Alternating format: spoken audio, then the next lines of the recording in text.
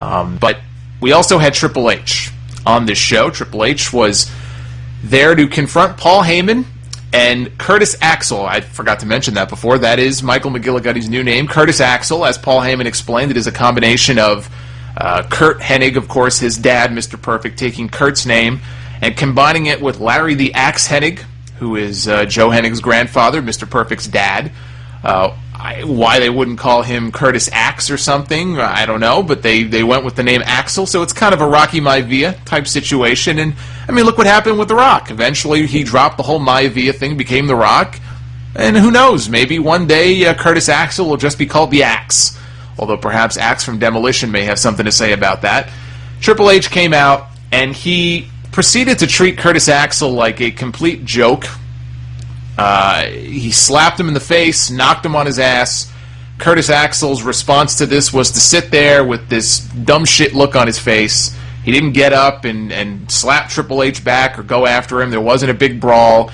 He basically made Curtis Axel out to be a little bitch during this segment. And this was a question in the mailbag this week on SEScoops.com that I answered, because there was one very upset reader who wrote in and basically said, oh, did Triple H bury him and everything? And I'm not going to use the word bury again. That word is overused. I certainly would consider it suspect the way that he was treated in this segment. Here's a guy that needs all the help he can get in being looked upon as a legitimate threat, a guy who deserves to be now in the position that he's in. Triple H did him no favors in that segment. Now, it's just one segment, and supposedly Triple H behind the scenes has been very high on Joe Hennig for a long time. In fact, the only reason Joe Hennig is even in this spot now may well have to do with the fact that Triple H likes him. If that's the case, he certainly has a funny way of showing it on the air, but I'm hopeful. I'm hopeful that they will do the right thing with him. They will push him. They will give him whatever support he needs.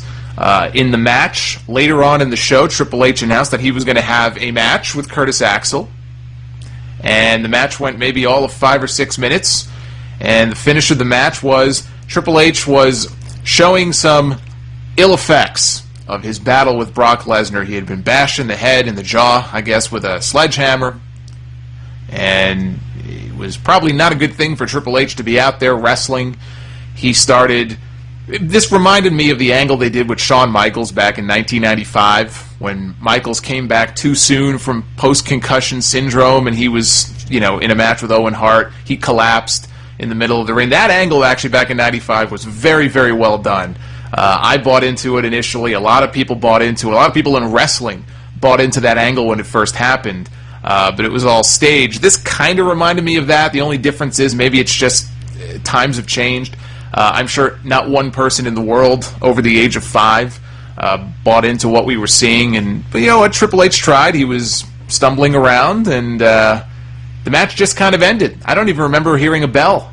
I mean, they may have rang the bell, but I don't think any announcement was made, so I assume the match was just thrown away. I don't know that it was a win necessarily for Curtis Axel. The point is, the focus was not on Curtis Axel. The focus in the main event and at the end of the show when Raw went off the air was on Triple H. It was on whatever story they're trying to tell with Triple H, and Curtis Axel was really just an afterthought.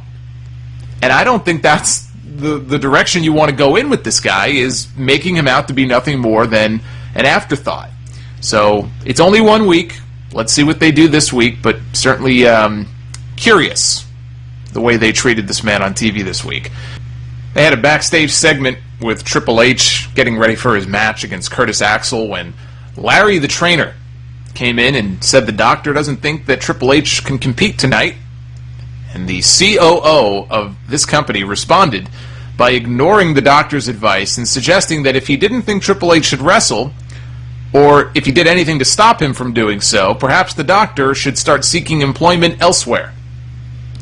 I can envision this same conversation only with Triple H's drug test coming back and him telling the good doctor to make sure he loses it or start seeking employment elsewhere.